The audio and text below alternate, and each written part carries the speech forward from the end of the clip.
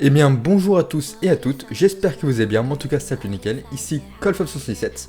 Aujourd'hui nous nous retrouvons du coup pour la série de comment choisir ses composants gamer. Nous allons voir les différentes cartes graphiques. Il va falloir que vous fassiez un genre de tableau avec vos besoins. Donc par exemple, si vous avez juste besoin de la bureautique, du coup vous allez partir sur une carte graphique un peu moins puissante. Si c'est pour du jeu vidéo en compétitif, et bien du coup vous allez prendre une carte graphique intermédiaire. En sachant du coup que pour l'e-sport, nous n'avons pas besoin d'avoir des graphismes ultra élevés, au contraire. Pour du e-sport, nous préférons gagner du FPS que de la qualité. Et si c'est pour faire par exemple des vidéos YouTube en 4K, ou par exemple jouer avec du ray tracing, ou en ultra, etc., etc., etc., là effectivement, il va vous falloir une carte graphique un peu plus puissante. Pareil, si vous souhaitez jouer à des AAA, en ultra, il va vous falloir une carte graphique un peu plus puissante. Néanmoins, si vous voulez jouer à certains jeux indés qui ne demandent pas beaucoup de ressources, là vous pouvez taper une carte graphique beaucoup moins chère. Niveau des créateurs, donc niveau des personnes, enfin des entreprises qui créent justement les puces qu'il y a à l'intérieur des cartes graphiques, nous n'en avons que deux. Donc il y a AMD et il y a Nvidia. Donc Nvidia est plus connu dans la communauté pour créer des cartes graphiques dites gamer. AMD était plus connu pour créer des cartes graphiques plutôt low cost et permettre justement un overclocking massif pour du minage de Bitcoin ou d'Ethereum. Néanmoins, ce que vous voyez ici, ce sont les marques qui proposent ces cartes graphiques là. Donc Asus va acheter les puces chez AMD ou chez Nvidia, va foutre les puces sur leur backplate, va rajouter un radiateur custom, des ventilateurs custom, du RGB, va rajouter des connectiques, etc., etc. pour créer à la fin une carte graphique que vous allez acheter. Nous allons commencer par AMD. Donc AMD en neuve, donc sur les sites internet, nous pouvons retrouver 7 cartes graphiques, les RX 550, 580, etc., etc. Nous allons voir les modèles les plus bas de gamme aux modèles les plus haut de gamme. Tout d'abord, au niveau des modèles les plus anciens, nous avons la RX 570. Donc ici, c'est une gigabyte. Ça aurait pu être une MSI, une ASRock ou quoi que ce soit. De toute façon, c'est la même puce, concrètement. On nous dit que c'est une carte graphique avec 8 Go, ce qui est excellent. Néanmoins, c'est une carte graphique qui date quand même d'il y a 2 ans. Je vous mettrai à l'image les différents types de cartes graphiques, donc les différentes générations.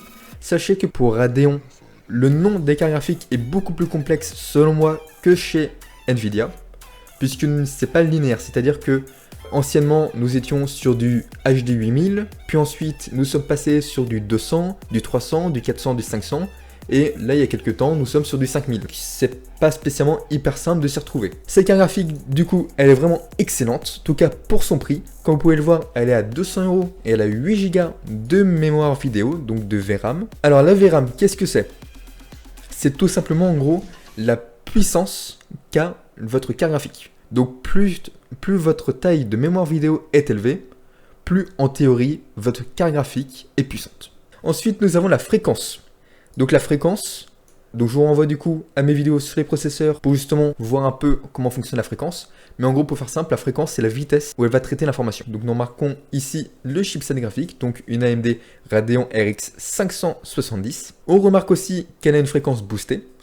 Donc c'est une fréquence qui se met dans certaines conditions. On remarque aussi qu'elle a un seul GPU, donc ça c'est intéressant à regarder, puisque là nous sommes de plus en plus en train d'aller vers des cartes graphiques avec plusieurs processeurs graphiques, donc plusieurs GPU. Quelque chose aussi assez intéressant à regarder, c'est le multi-GPU. Donc qu'est-ce que le multi-GPU? Eh bien le multi-GPU, c'est quand nous mettons 2 ou plus de cartes graphiques en série liées par un port SLI, soit un port Crossfire. Pour les cartes graphiques de chez AMD, c'est du coup du Crossfire. Chez la Nvidia, c'est du SLI. Donc ça va vous permettre de bénéficier de performances supplémentaires. Bon, en moyenne, c'est à peu près 50% de boost. Ça peut aller au-dessus dans certaines conditions, en dessous le plus souvent.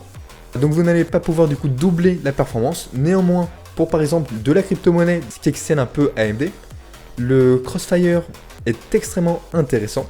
Donc ici, vous avez différentes caractéristiques. Donc le HD Ready, donc autrement dit, est-ce qu'elle peut faire du HD? Oui. Est-ce qu'elle peut le faire du 4K? Oui. Est-ce qu'elle peut faire de la réalité virtuelle? Oui. Est-ce qu'elle est compatible Virtual Link? Non. Alors il faut savoir qu'il y a très peu de cartes graphiques qui sont compatibles Virtual Link. Ensuite ici quelque chose aussi assez important à regarder pour éviter de vous faire avoir, c'est de regarder les sorties vidéo. Donc qu'est-ce qu'une sortie vidéo? Une sortie vidéo c'est ce qui va permettre du coup de mettre le câble HDMI et de le relier à votre écran, ou bien le câble DisplayPort ou DVI. Il faut savoir que actuellement le marché tend de plus en plus vers du DisplayPort qui permet d'aller jusqu'à 240 fps voire plus au niveau de l'écran et à du HDMI 2.0. Alors le HDMI 2.1 ou même 2.0, c'est tout simplement un HDMI qui va vous permettre d'aller jusqu'à 120 fps, donc 120 images par seconde au niveau de votre écran. Évidemment, il faut avoir un écran compatible pour faire ça. Et on peut voir ici que cette carte graphique est compatible jusqu'à 5 écrans. Donc ce qui est excellent. Imaginons que vous êtes un trader, vous avez besoin de, imaginons, 5 écrans. Là, avec cette carte graphique, vous allez pouvoir justement utiliser 5 écrans. Ce qui est excellent. Nous allons voir que toutes les cartes graphiques de la concurrence ou bien de cette marque ne sont pas nécessairement compatibles avec ce nombre d'écrans là. Et ici, vous avez toutes les autres caractéristiques, donc la longueur, la largeur et l'épaisseur. Donc ça, c'est quelque chose extrêmement important à regarder parce que sinon vous allez acheter une carte graphique qui sera trop grande pour votre boîtier PC. Et ça, c'est un peu dommage honnêtement. Là pareil, le dual slot, c'est important à regarder. En gros, c'est des genres de petits slots que vous avez sur votre boîtier. En gros, vous les dévissez, vous mettez la carte graphique, vous revissez. Et là, ça vous dit juste que ça prend 2 slots. Certaines cartes graphiques peuvent prendre 3 slots, 4 slots. Il me semble que le maximum c'est justement 4 slots. Certaines ne prennent qu'un seul slot. De toute façon, je vous mets à l'image qui est un slot au niveau du boîtier. Ici, nous avons des cartes graphiques du coup beaucoup plus récentes. Donc une RX 5500 XT. Donc ça, c'est une carte graphique de cette année. C'est la moins puissante des cartes graphiques nouvelles, on va dire. Donc elle est accompagnée de seulement 4 Go de mémoire vidéo. Il est au même prix que la précédente. Comme vous pouvez le voir, ici 209 € et là 200 €. C'est une carte graphique du coup de dernière génération qui bénéficie du coup des toutes dernières technologies faites par AMD. Néanmoins ici vous bénéficiez de GDDR6 et ici de GDDR5 comme vous pouvez le voir ici. Ce qui du coup enlève un petit peu de rapidité au niveau de la carte graphique, qui enlève aussi quelques fonctionnalités. Ensuite, là, vous avez le haut de gamme, donc ce qui équivaut à peu près à une 1080, voire même 1080 Ti. Bon, pourquoi est-ce que du coup je prends les GTX comme point d'exemple? C'est tout simplement pour les RTX, vous avez du ray tracing. Sur les cartes AMD, vous n'avez aucun RTX, donc aucun ray tracing, donc aucun moyen de simuler des lumières, des ombres, de faire du DLSS. On va voir ça juste après, hein, ne vous inquiétez pas. Mais en tout cas, sachez du coup que si vous souhaitez avoir de la qualité extra, etc., d'avoir tout ce qui est fait de lumière qu'on peut voir par exemple là sur la PS5, il va du coup falloir aller chercher chez la concurrence, donc chez Nvidia. Donc ici nous remarquons aussi qu'il y a 8 Go de mémoire vidéo, que c'est aussi une carte graphique en GDDR6, néanmoins elle coûte quand même 450 €. Sachez que ce n'est pas la moins chère que j'ai pu trouver. Là je vous ai pris vraiment une carte graphique au pif, c'est pas la meilleure non plus. On peut quand même remarquer que niveau de la taille, on est quand même un petit peu plus grand, qu'il n'y a pas de RGB contrairement à la première que je vous avais montré, que ça va prendre encore du dual slot au niveau du boîtier et que vous allez avoir une compatibilité à 4 écrans maximum. Autrement dit, si vous voulez avoir du 5 écrans, je vous conseillerais d'acheter 2 cartes graphiques comme ça pour réellement avoir de la bonne perf. Après évidemment tout dépend de vos besoins, tout dépend du prix que vous êtes prêt à mettre. Radeon, donc AMD, fait d'excellentes cartes graphiques pour très peu cher. Là j'ai vu des benchmarks récemment qui montrait que la Radeon 5700 XT était ultra performante sur Valorant. Après sur d'autres jeux elle est moins puissante. Je vous conseillerais de regarder des benchmarks. Donc vous tapez benchmark Radeon 5700 XT sur YouTube et vous allez tomber du coup sur des comparaisons en vidéo, ce qui est extrêmement important à regarder. Ensuite niveau des défauts de ces cartes graphiques là, alors il y a le fait que ça chauffe énormément, il y a le fait qu'il n'y a pas le ray tracing, donc du coup pour la continuité avec les nouveaux jeux qui vont sortir avec le ray tracing, vous n'allez pas pouvoir bénéficier de ce rendu là. Le logiciel est un peu plus complexe, en tout cas selon moi, à utiliser et à prendre en main. Pareil, si vous souhaitez faire de l'overclocking, vous n'avez pas de sécurité, en tout cas très peu de sécurité sur votre carte graphique. Et en avantage, c'est que ces cartes graphiques là justement, comme elles n'ont plus de sécurité, vous allez du coup pouvoir augmenter la fréquence de ces puces et pour avoir des performances beaucoup plus boostées, on va dire. Du coup, pour faire de la crypto-monnaie, c'est excellent. Pareil, le Crossfire est compatible sur la quasi-totalité des cartes graphiques. Et surtout, ça coûte beaucoup moins cher comparé au SLI de la concurrence. Ensuite, niveau des avantages, il y a évidemment le prix. Le prix qui est vraiment bien moins élevé que la concurrence. Du coup, maintenant on se retrouve du coup pour les cartes de chez Nvidia. Donc, Nvidia GeForce. Il faut savoir du coup qu'il y a deux grosses catégories. Donc il y a la catégorie RTX, donc qui bénéficie du ray tracing, et il y a la catégorie GTX qui est beaucoup plus abordable et qui n'est pas muni de RTX. Donc tout d'abord, nous allons voir les cartes graphiques les moins chères de chez Nvidia. Donc ceux-ci, c'est des cartes graphiques qui sont plutôt dédiés pour des petits serveurs ou bien pour des utilités un peu domestiques, par exemple au pif, foutre sur une Raspberry ou sur un serveur ou un truc dans le genre. C'est vraiment une carte graphique qui va juste pouvoir gérer l'espace Windows ou l'espace Linux. C'est pas quelque chose qui est fait pour réellement faire du gaming ou avoir de la performance. C'est quelque chose qui est vraiment très peu coûteux. Et donc on peut voir, cette carte graphique n'a pas du tout de ventilateur. Du coup, quand une carte graphique n'a pas de ventilateur, elle bénéficie que d'un radiateur. Et on appelle ça du coup une carte graphique en passif. C'est une carte graphique qui date quand même d'il y a un bon moment. Comme vous pouvez le voir, c'est une 700, donc une génération 700. Nous actuellement, nous sommes sur les générations 1600 et 2000 pour vous dire.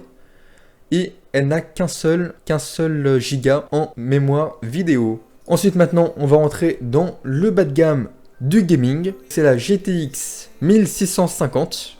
Donc là, j'ai pris une Asus qui est overclockée. Donc elle va avoir de la fréquence augmentée. C'est une carte graphique sous l'architecture Turing. Elle est dotée de 4 Go de mémoire vidéo. Elle n'a pas de ray tracing. Comment savoir si elle a ray tracing? Eh bien tout simplement, ici, ça sera marqué RTX. Si c'est une GTX, c'est qu'elle n'a pas de ray tracing. Donc on peut le voir, c'est une carte graphique avec deux ventilateurs. Là, pareil, si vous souhaitez regarder les specs, sachez que plus il y a de mémoire vidéo, mieux c'est. Plus il y a une fréquence élevée au niveau de la mémoire vidéo, mieux c'est. Ici, là, c'est la fréquence du chipset. Donc c'est la fréquence en gros de la puce qui connecte et qui commande tout ça. Là pareil, vous avez toutes les capacités de cette carte graphique, donc on peut le voir qu'elle peut faire du 4K et du HD. Néanmoins, elle ne peut pas faire de VR. On peut voir aussi les connecteurs, du DVI qui est quand même assez ancien, du HDMI et du DisplayPort. Et elle ne peut que fonctionner au maximum sur 3 écrans. Maintenant, nous allons rentrer sur la carte graphique un peu plus puissante et un peu plus intéressante selon moi. C'est la RTX 2060. C'est une RTX qui du coup bénéficie du ray tracing et du DLSS. Donc le ray tracing, qu'est-ce que c'est? Et bien le ray tracing, c'est tout simplement une puce qui est intégrée à l'intérieur de la backplate, qui va du coup gérer, grâce à des cœurs spécifiques, va permettre de gérer du coup tout ce qui est effet de lumière et effet d'ombre et ainsi de suite, pour justement avoir des meilleures qualités. Donc ça va permettre par exemple de gérer les reflets, de gérer par exemple la couleur de la lumière, etc., etc., ce qui est vraiment excellent. Et ensuite vous avez le DLSS. Donc le DLSS, c'est tout simplement une intelligence artificielle qui va réduire l'image et qui va reconstituer des pixels pour l'agrandir. Ça va vous permettre d'économiser des FPS et ainsi pouvoir jouer dans de meilleures qualités avec beaucoup plus de FPS. Pareil, si vous souhaitez faire du ray tracing, je vous conseille d'activer le DLSS qui vous permet du coup de retexturiser l'image et d'éviter justement d'avoir des FPS beaucoup trop faibles. Donc cette carte graphique est munie de 6 Go de mémoire vidéo en GDDR6. Elle a du coup le ray tracing comme dit précédemment et elle a des corps Tensor qui permettent justement de créer du ray tracing. On peut voir qu'elle est cadencée à 14 000 MHz, ce qui est quand même excellent. Néanmoins, elle est en PCI Express 3.0 alors que chez la concurrence, nous avons les RX 5700 XT qui sont compatibles avec des PCI Express en 4.0. Pareil, quelque chose aussi important à vérifier, c'est au niveau de la grandeur. Donc là on est toujours sur du dual slot, donc ce qui vous permet d'économiser un petit peu de place dans votre boîtier.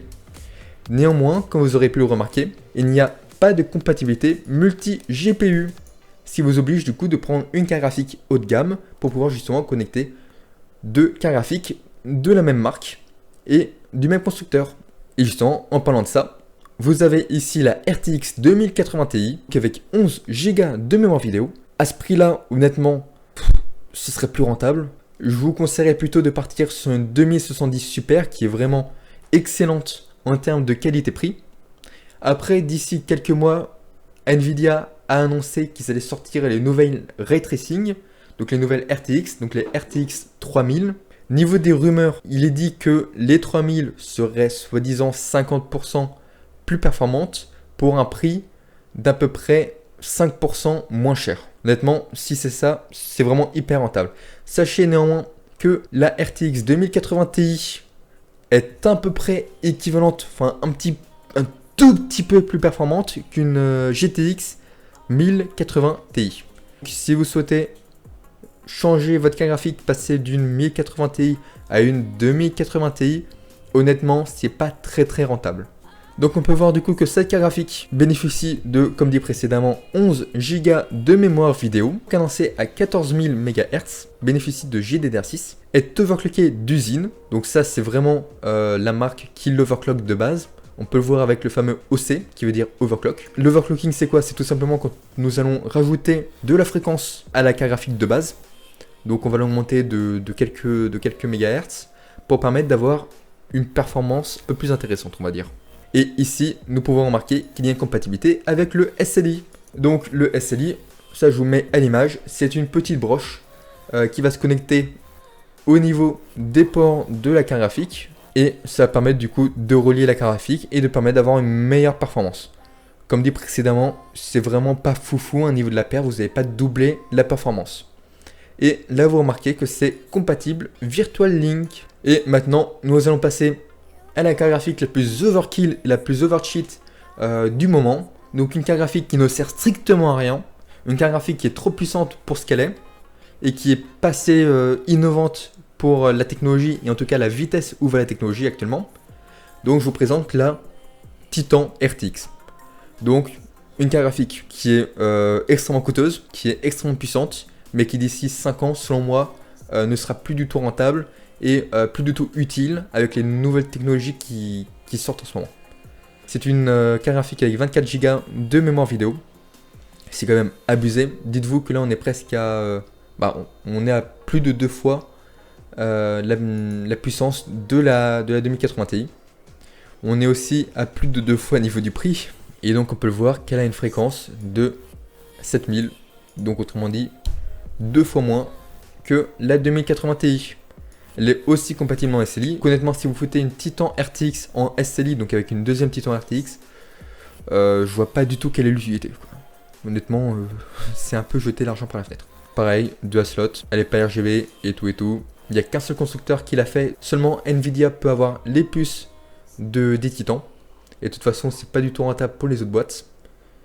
Et pour terminer, Nvidia est l'une des seules marques à autoriser les cartes graphiques à avoir un système all-in-one, donc un système d'aération tout water coolé. Effectivement, vous allez pouvoir acheter des cartes graphiques qui sont montées avec des ventilateurs, enlever les ventilateurs, mettre quelque chose de spécial pour justement faire du water cooling custom.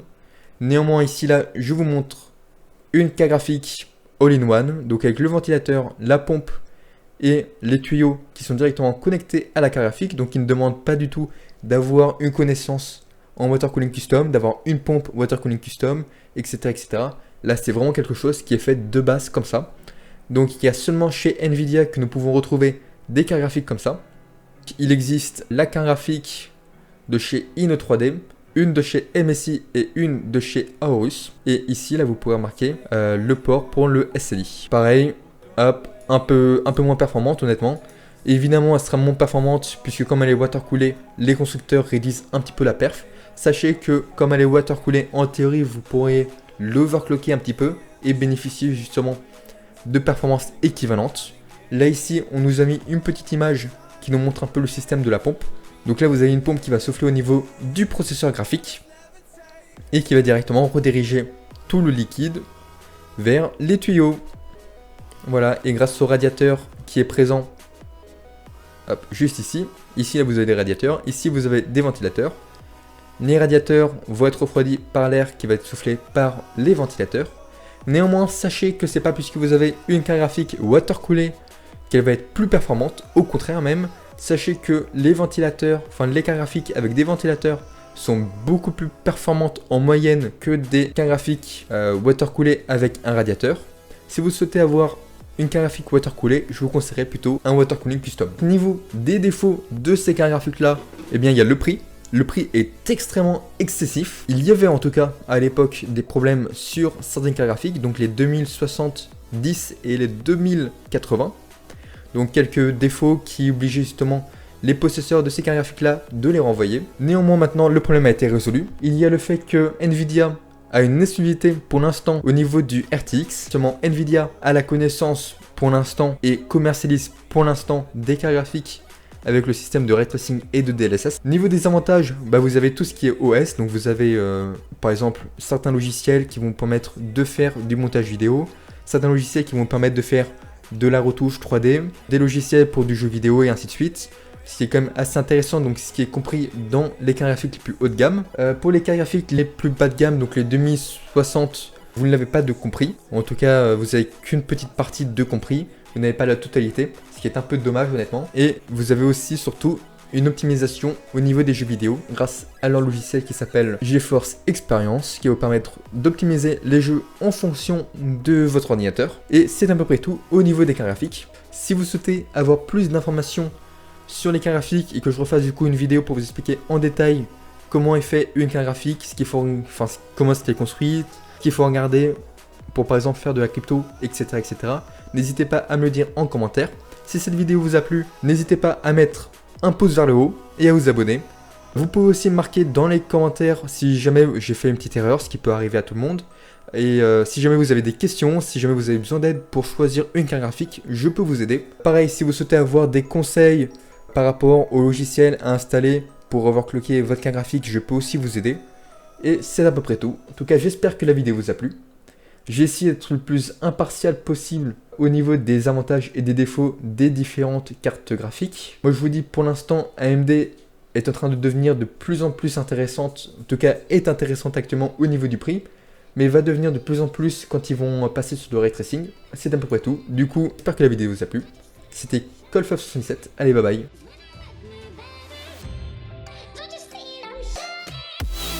When I